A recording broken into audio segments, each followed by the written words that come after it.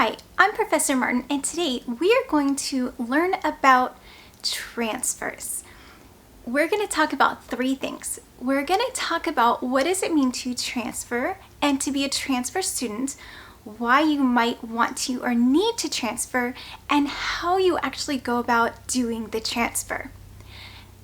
Okay, so what does it mean to transfer? Well, a transfer is when you go from one educational institution to another. You take yourself and you take as many of the credits that you've earned with you. So you don't want to start from scratch. You already have at least some credit that you've built up, and you want to take that credit with you when you go.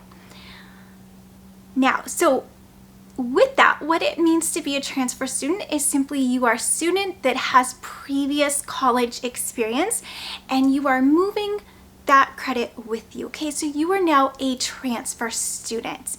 If you are an incoming student, you're going to that school with nothing to bring you with you, just yourself. If you're a transfer student, you're taking yourself and you're taking as many of your credits as you can, because college is hard work. We want to keep all of the credits that we can, and we don't want to lose anything. Okay, why might you want to or need to transfer?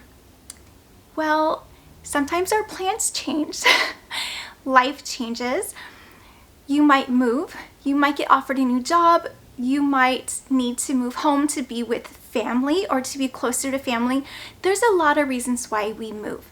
It could be because you've earned a part of one degree and now you need to continue up in your education. For example, my community college students are at a 2-year institution.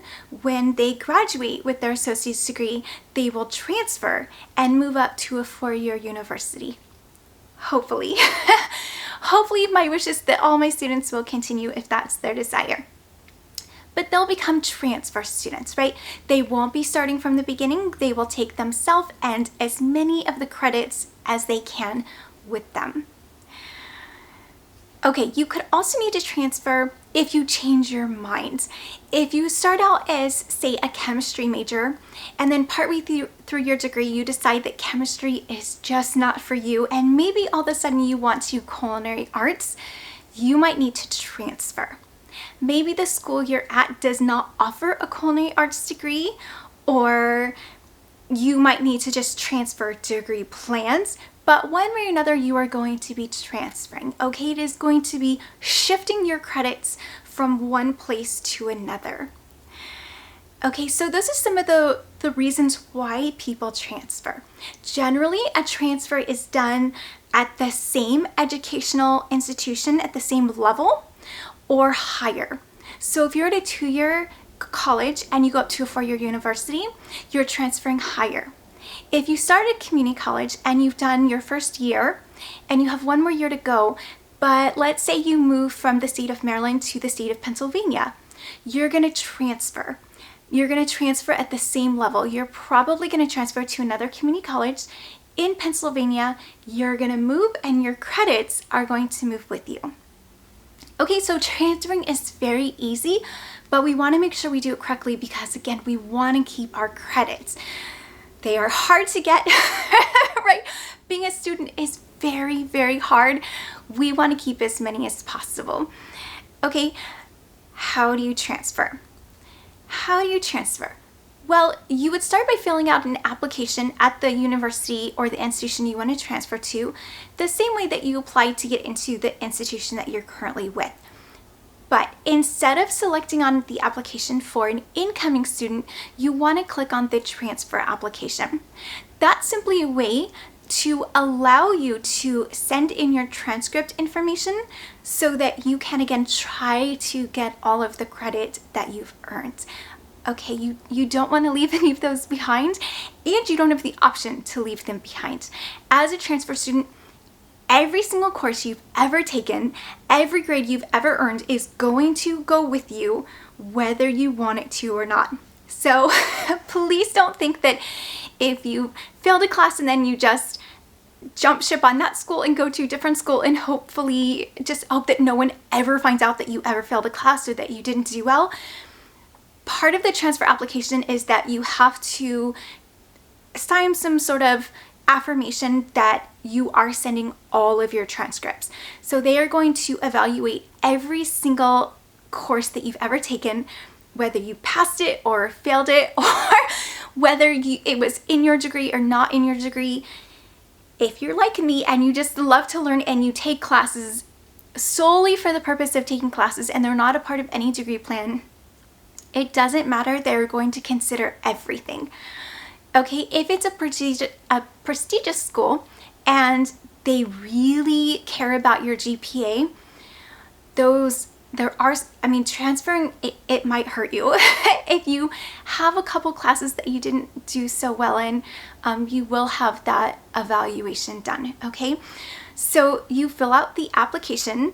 As a transfer student, you typically pay a fee. Some schools will, if you apply early enough, they might waive the fee for the first, say, 100 applicants. They might also have particular classes of people or categories of students that they might waive the fee for. For example, military, first-time college students, things like that. Like if you're the first person in your family to go to college, you might get your application waived. If you're a state resident, you might get your application fee waived. Every college is different, and it never hurts to check, right?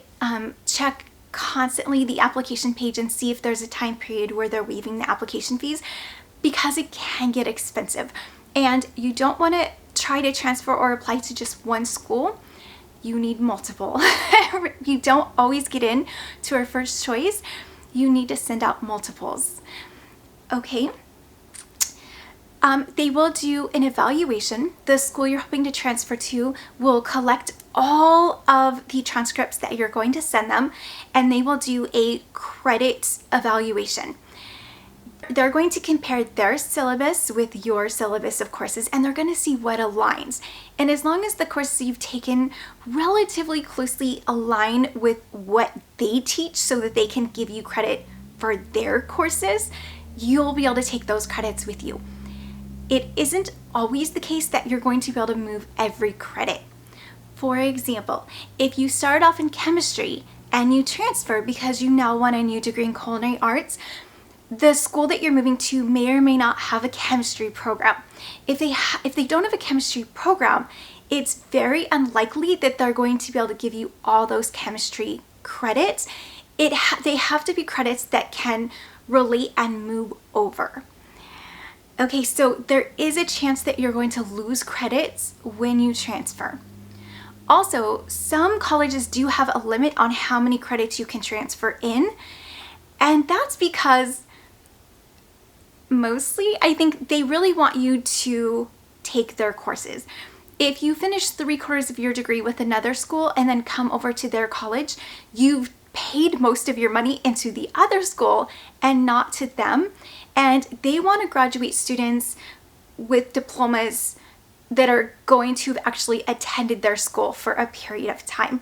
So a lot of colleges will put a limit to say you can only transfer 25% of your degree, or if they're very generous, maybe 50%. And it also depends on the level of schooling that you're in. I remember from my master's degree, it is very standard across the nation. Many schools will only take 15 credits, which is 3 classes. 3 classes. So if you are 2 years in and you still have another year to go and you move, you are going to start back halfway through your first semester.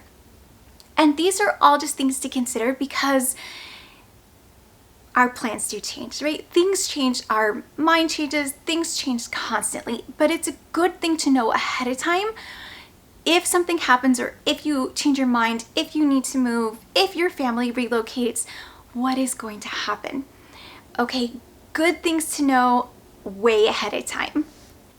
That's it for this lesson. I hope you have a really great day in class.